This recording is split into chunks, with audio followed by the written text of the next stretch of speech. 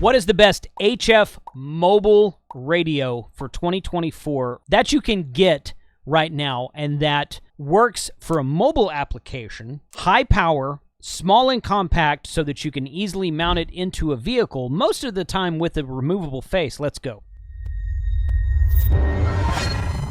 I will say this. I know guys who run the 7300 or a 7200 or even an FTDX10 in their mobile rigs, in their truck, in their pickup truck usually. So where there's a will, there's a way. Where there's a ham, there's a way. So you can technically run anything mobile you want to, okay? But this video is going to be about my top 5 picks for what is the best full-powered 100-watt mobile HF radio station to run in your vehicle. Now, 3 of them are no longer made, which means you can probably find them easier at a Hamfest, maybe on the QRZ swap pages, maybe on eBay. So we're going to take a look at those 5 now, and I'm going to tell you which one I like the best, but I'm also going to tell you which one I use, which is not the one I like the best, really. And there's a reason for that, because we'll get to it. Check this out real quick. We're going to start with Kenwood, and this is actually the one that I use. This is the one that I use. I shouldn't say I use it because I just installed it. I've got power to it. I've got I got the Lido mounts for the face mount on the radio. I've got all the wires running and everything. I do not have my antenna on the truck yet, but by the time the More Expo gets here in April of this year, which is 2 months away at the time of this recording, I'm going to have full HF setup back into the truck. I've been missing it. So this is the Kenwood TS-480HX, and this is the HX model, which is a 200-watt model. And the one on the right over here is it's just a different model numbers. They both look the same. TS-480SAT is a 480S with an automatic antenna tuner, which is the AT. So the 100-watt model with the built-in antenna tuner is the TS-480SAT.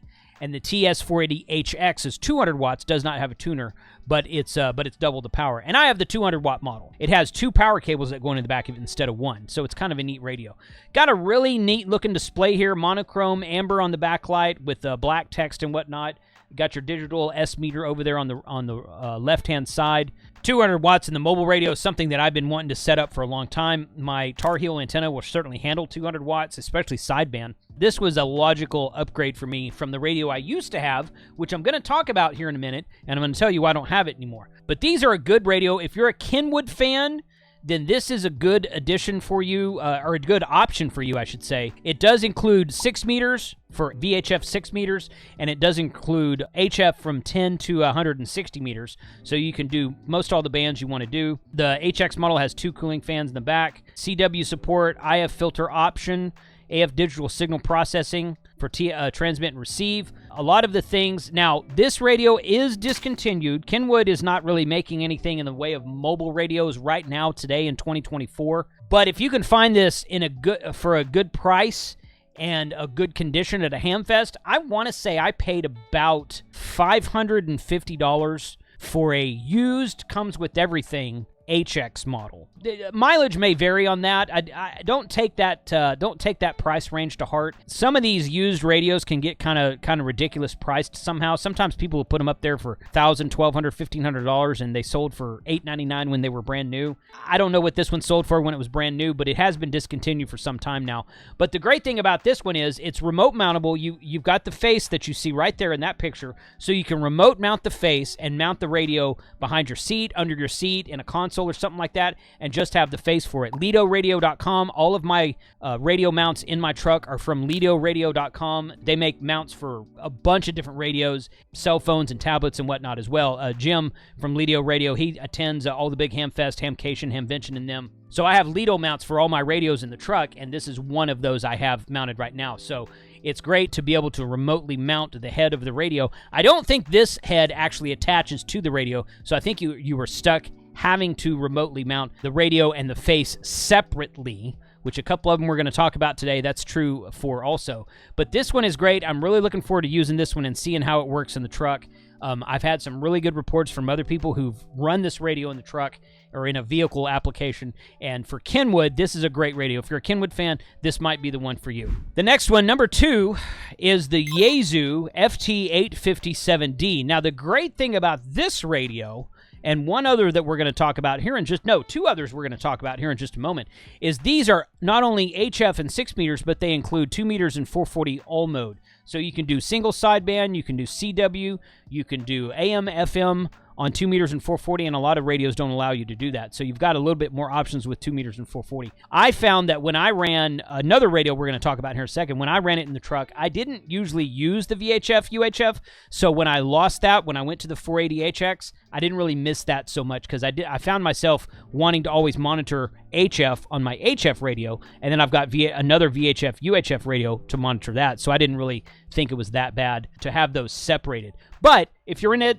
in a smaller compact car, you only want one radio, you can get one of these. You can work all the FM repeaters with it, work HF with it if you got an HF antenna. It is a great performing radio. This radio was also discontinued a couple years ago. The 857 Delta was the latest version. It includes coverage of the 60-meter band inside of the USA, plus the previously optional DSP circuitry at no additional cost. So this is another one of those that you can find pretty plentiful at hamfests and whatnot. $600 to $800 is kind of a typical price. You can find them cheaper than that, and you can find guys who are charging a lot more than that too. But the Yaesu FT-857, its little brother is the FT-818, which is a QRP radio that has a battery that you can backpack and run on battery power, and its big brother is the 897. Now, I actually own an 897. It's larger. It has a tuner that you can add to the outside of it and an external tuner.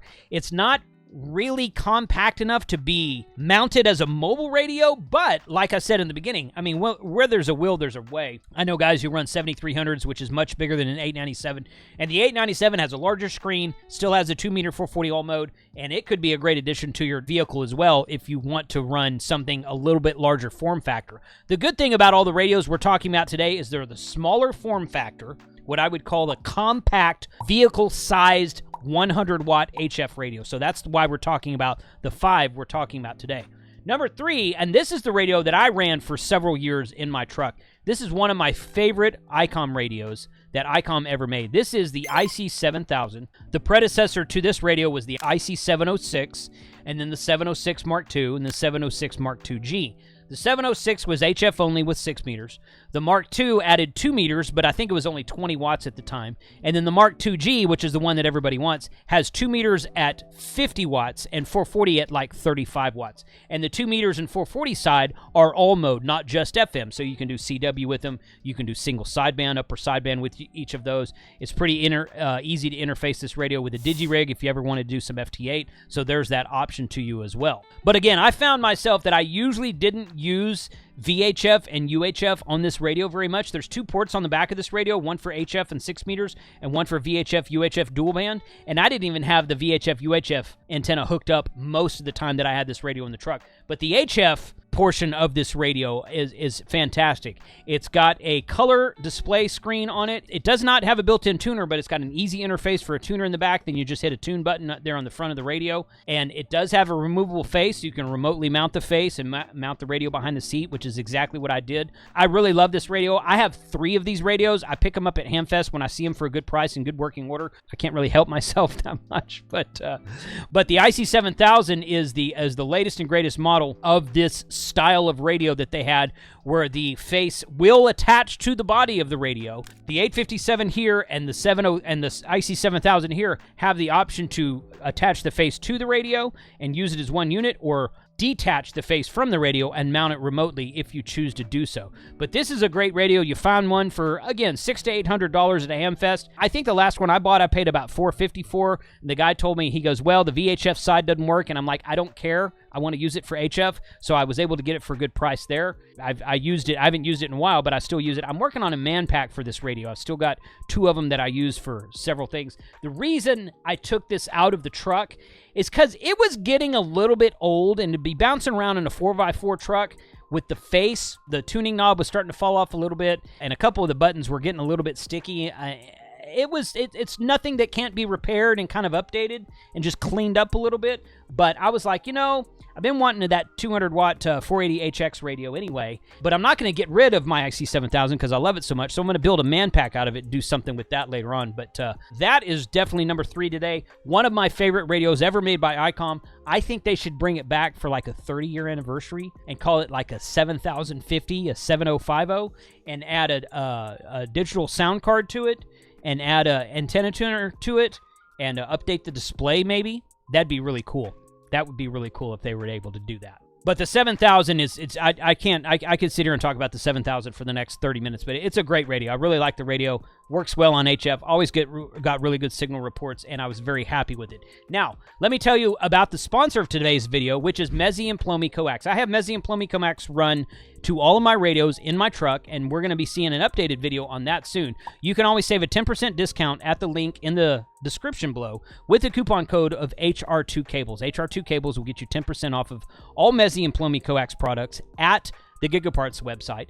And I use the Airborne 7. I have some Airborne 5 as well. I use the Airborne Coax in my truck because it's lightweight. It's easy to kind of navigate around the seat, behind the seat, underneath things, and kind of hide. And it works great for a mobile application, but that's not the only one they have. But be sure to thank Mezzi and Plomi Coax if you pick anything up at the link in the description below, and be sure to use the 10% off coupon of HR2 Cables. Okay, I said in the beginning I was going to tell you which one was my favorite and which one I used. So I used the 480HX, but this one is my favorite, and I'll tell you why. This is the Yaesu FT-891. This is, for all intents and purposes, in 2024, this is the only full-power 100-watt HF radio that's made in a mobile form factor that's compact. Okay, so I'm gonna put a caveat on that because the next one we're going to talk about sort of fits that mold, but not quite, and I'll explain that when we get there. But the Yaesu FT-891 came out a few years back. It is a full-power 100 watts. This is the new version of the FT-857, but they took out VHF, UHF, so it's HF and 6 meters only. The screen does detach, so you can mount it remotely, or the screen does attach to the body so that you can mount it all in the same place in your vehicle or under the seat or kind of next to the seat or something like that. Mobile mounting bracket, you can have the whole thing sitting there, or you can mount the radio under the seat and the face up towards the front of the vehicle if you want to. So you have options with that's not available in every model. I keep saying how much I like this from Yaesu. Only $650 at the Gigaparts website at the time of this recording, and it's just really great that Yaesu, they add a lot of filtering to it. So the filtering on HF, it sounds a little bit better than the 857 did. It's got a little bit better receive quality, a little bit better filtering on the sideband and on the CW portions. And the menus are kind of weird, but that's just kind of Yaesu. But the screen is much, much bigger than the 857 screen, and it's just easier. It's easier to navigate through the menus because of the larger screen. It's just easier to see. But this is a great radio, and if someone comes by and asks me today, what do you recommend for a full-power 100-watt HF mobile radio, something that's compact that you can fit into a vehicle easier, this is usually the radio that I point them to. Now, number 5 today, and the reason I put the Yaesu as number 4 and the Icom IC-7100 as number 5 is simply due to price. Okay, so the 891 is $650 at the time of this recording. 7100 is $1,200 at the time of this recording. Now, the Icom, one thing I don't like about the Icom is that screen you see right there cannot be mounted to the body. So much like my 480HX, you have to mount the screen remotely. The screen has that kind of weird bevel shape to it, which is okay because on the bottom of the screen, there is a regular tripod mount. You can get a tripod mount with a clamp or with several other options from LidoRadios.com, so you can go check that out and get a really nice mount for it, depending on what your application is for your vehicle. So this one mounts remotely only. It does add in the VHF UHF all mode. So if you want something with VHF UHF all mode, it adds that back in over the 891. That's an option the 891 doesn't have. Much like the IC-7000, this one has that VHF UHF all mode, so 2 meter 440 all mode. Like I said, I found myself, I thought that would be really cool to put in the truck, but I just found I didn't use it personally, but that doesn't mean you can't. If you just want one radio in your car, this might be the best option for you. This also adds D-Star to the mix, and that's why the hefty prices on it. A lot of times, D-Star radios are kind of higher priced than some, but I wish they would take the D-Star out of it and release a model between the 7000 and the 7100 like I was talking about a minute ago. But this one does have D-Star. It does have a built-in antenna tuner, so you can use it with a ham stick or something like that, Tar Heel design, something like that. So it's a little bit more versatile in that way. So it offers you more options than the 891 does. But on HF itself, the 891 is a little bit newer than the 7100. I personally think it sounds a little bit better on the receive side of the 891, and the 891 is more compact than the 7100 is, simply because you have the option to attach the face of the radio to the radio itself, to the radio body, instead of having to mount it remotely like you do on the 7100. But check the link in the description below for this and everything else that we talked about today. So those are the 5 mobile options that I would recommend. The first 3 are discontinued, so look at eBay,